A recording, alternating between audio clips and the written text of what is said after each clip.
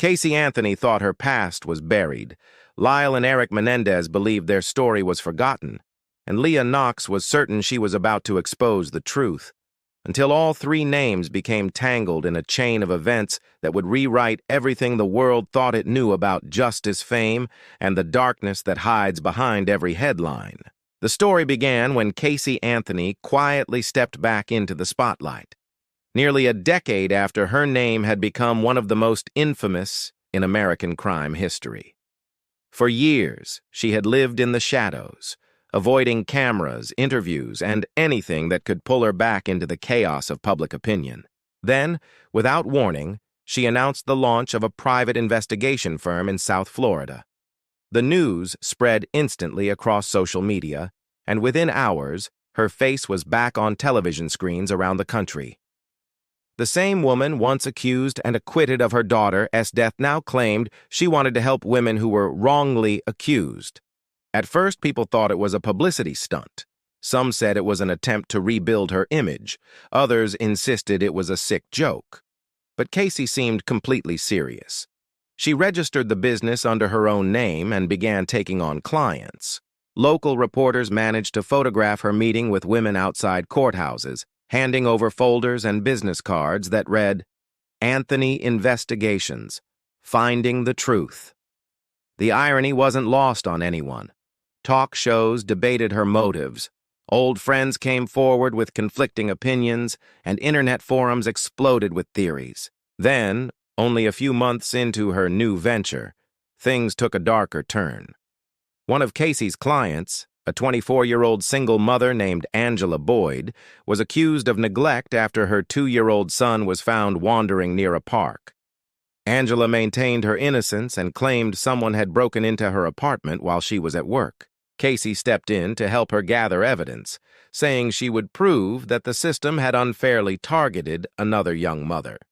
The story caught the attention of a local true crime YouTuber who began documenting the case, calling it a second chance for Casey Anthony to show the world she's changed. But before the case could go to trial, Angela disappeared. Her car was discovered parked behind an abandoned strip mall just a few miles from Casey A.S. office. The keys were still in the ignition, and her purse sat untouched on the front seat. Police launched an investigation, but details were scarce. When detectives questioned Casey, she confirmed that she had met with Angela 2 days before the disappearance. She said Angela had been nervous and felt like she was being followed. Casey denied knowing anything else. The story made national headlines almost immediately. The public was split between two emotions, shock and suspicion. For those who had always believed Casey had gotten away with something years ago, this new case felt like history repeating itself. Others argued that she was simply caught in the middle of another tragedy. Reporters camped outside her office for days, and online sleuths dug into her client list, searching for any sign of a pattern. Eventually, the investigation slowed down. No charges were filed, no new evidence surfaced, and Angela Boyd was never found. Casey quietly shut down her business soon after, claiming that the attention had made it impossible to continue helping others. Yet the whispers never stopped. Some said Angela's final phone call had been to Casey herself. Others believed Casey knew more than she ever revealed. Whatever the truth was, it became clear that her return to the public eye had reignited something much darker than anyone expected. For more than 3 decades, the Menendez brothers had been living behind prison walls, their names becoming a strange mix of legend and cautionary tale. Lyle and Eric were once 2 young men from a wealthy Beverly Hills family who shocked the world when they were convicted of killing their parents in 1989. Over time, their story faded into the background of true crime history, remembered mostly by those who had watched the televised trial. That all changed when a new generation stumbled upon their case through social media. A single viral post turned the past into breaking news once again. It began with a young woman on TikTok who called herself Marissa. In a shaky video filmed from a dimly lit bedroom, she claimed to be the daughter of a secret third Menendez sibling. She said she had documents proving that Jose Menendez, the brother's father, had another child years before the murders, a child who had suffered abuse similar to what Lyle and Eric had described in court. The video exploded overnight. Millions of views, thousands of comments, and endless speculation followed. Hashtags supporting the brothers trended for weeks, and soon, mainstream outlets picked up the story.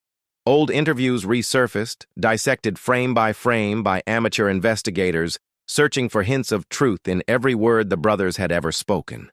The idea that a hidden relative might exist and could confirm the brothers' claims of abuse spread like wildfire.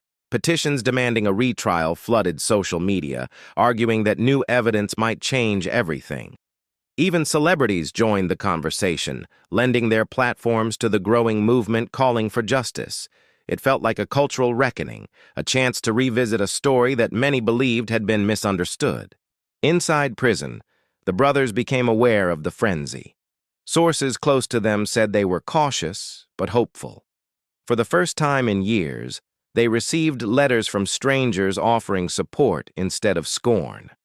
But as the excitement grew, questions about Marissa's story began to surface. Journalists tried to verify her identity, but no birth records matched her claims. A deeper investigation revealed inconsistencies in her timeline and documents. Within days, her TikTok account vanished, every video deleted, her name scrubbed from the internet. That sudden disappearance only fueled more rumors. Some insisted she had been silenced by powerful figures connected to the Menendez family's old business ties. Others believed she had fabricated everything for attention. The debate became fierce, but one undeniable fact remained. The Menendez case was alive again. True crime channels released new documentaries, podcasters revisited court transcripts, and younger audiences started questioning what really happened inside that mansion all those years ago. Even after authorities confirmed that no third child existed, the story refused to die. Something about the possibility, the idea that a buried truth might still be waiting to surface, captured people's imaginations. The Menendez brothers continued serving their life sentences, but outside those prison walls, they had become more than convicts. They were symbols of a haunting mystery, reminders that in the world of true crime, no story ever stays buried forever. Leah Knox had built her reputation as one of the most fearless true crime podcasters on the internet. Her show, Hidden Verdicts, attracted millions of listeners who tuned in weekly to hear her dissect cold cases, expose inconsistencies in police reports, and connect dots that others overlooked. Her voice was calm and confident, her research meticulous. She had covered everything from small-town disappearances to famous unsolved murders. Then, in early 2023, she began teasing what she called her most explosive investigation yet, a story that would link several of the most infamous names in true crime history. Her social media posts grew cryptic as the weeks went by. She shared blurred images of old newspaper clippings, courthouse records, and a single sentence that sent her followers into a frenzy. "The cases you thought were separate are connected." Her last upload, a brief video filmed in a motel room, ended with her saying she was traveling through the California desert to meet a source who had proof that someone had been tampering with evidence in multiple high-profile cases, including those of Casey Anthony and the Menendez brothers. The next day, she was gone. Authorities found her car abandoned near a desolate stretch of highway outside Barstow. Inside were her laptop, her wallet, and a notebook filled with scattered notes, dates, names, and what looked like coded references. The one thing missing was her voice recorder, the tool she used to document every interview. Police searched the area for days, but there were no signs of a struggle, no witnesses, and no explanation. Her disappearance quickly became a story of its own, the very kind she would have covered on her podcast. Online sleuths took up the investigation, combing through her past episodes and social media activity. Listeners noticed small details in her older work, subtle mentions of strange coincidences between different court cases, financial records that didn't add up, and a pattern of missing evidence from several unrelated trials. A growing theory suggested Leah had uncovered a hidden network of people who manipulated outcomes in major criminal cases. Whether this theory held any truth was uncertain, but it spread rapidly, drawing the attention of both fans and skeptics. In the months following her disappearance, strange fragments began appearing online. A short audio clip surfaced on an anonymous forum, allegedly from Leah's lost recorder. The distorted voice in the background mentioned something about sealed files and the same handler. Investigators could not verify its authenticity, but the discovery reignited public interest. Journalists and internet detectives began linking Leah A.'s final trip to a series of unsolved missing person cases from the same desert area, all involving people who claimed to be investigating corruption. Despite countless searches, Leah Knox was never found. Her podcast was eventually removed from major platforms at the request of her family, who said the speculation had become unbearable. Yet, even as time passed, new followers discovered her old episodes, treating them as pieces of a larger puzzle. To many, Leah A.'s disappearance became the ultimate mystery, one that blurred the line between the stories she chased and the one she became. Months after Leah Knox's disappearance, a man in Nevada purchased an abandoned storage unit during a routine auction. He expected to find old furniture or forgotten belongings, but instead uncovered a collection that would send shockwaves through the true crime community. Inside the dim, dust-filled space were shelves stacked with hundreds of neatly labeled VHS tapes, each case marked with familiar names: Casey Anthony, Menendez Brothers, John Benet Ramsey, O.J. Simpson, and dozens more. Alongside the tapes were boxes of handwritten notes, court transcripts, and old photographs that seemed to belong to no single source. It looked less like personal memorabilia and more like a secret archive assembled over decades. The man who bought the unit contacted the authorities after realizing what he had stumbled upon. When investigators arrived, they cataloged everything carefully. Many of the tapes appeared to be courtroom footage, but others contained strange, unseen material. Interviews conducted in private homes, surveillance-style recordings, and clips showing behind-the-scenes moments from some of the most publicized trials in American history. Some footage had official timestamps, others had none at all. It was as though someone had been collecting pieces of history that were never meant to see daylight. The storage unit was traced to a man named Raymond Kessler, a retired court clerk who had vanished nearly 15 years earlier. At the time, his disappearance had barely made the news. He was believed to have moved overseas, leaving behind a quiet life and no family. Now it seemed he had been doing something else entirely, something connected to some of the most sensational criminal cases in recent memory. Investigators began to analyze the contents, discovering that many of the videos contained information that had never been released to the public. There were pretrial conversations, moments of witnesses off camera, and pieces of evidence that appeared to have been edited out of official footage. Some of the recordings even featured attorneys and investigators in unguarded discussions about jury manipulation, media strategy, and withheld documents. The deeper authorities looked, the stranger it became. Among the hundreds of tapes, one stood out. It was marked simply Barstow, 2023. That was the same year Leah Knox had vanished in the desert. Inside the box with the tape were fragments of a printed map, several pages from a notebook, and what looked like part of a USB drive. The tape itself was seized by investigators, but its contents were never publicly revealed. People close to the case whispered that it might contain Leah's final recording. Others said it showed something much worse, evidence that her disappearance was linked to the same network of people connected to the high-profile cases she had been investigating. When the discovery became public, it reignited speculation about how deep the connections between these infamous cases might go. Reporters tried to access the footage through Freedom of Information requests, but each attempt was denied due to ongoing federal review. Soon after, The storage unit's contents were transferred to a secure location, and talk of the case began to fade. Still, fragments of information leaked online, enough to convince some that the tapes held secrets that could rewrite decades of true crime history. For others, it was simply another mystery swallowed by time, a reminder that the truth often hides in the spaces where no one thinks to look. 6 months after the discovery of the storage unit, something strange happened on a quiet Sunday night.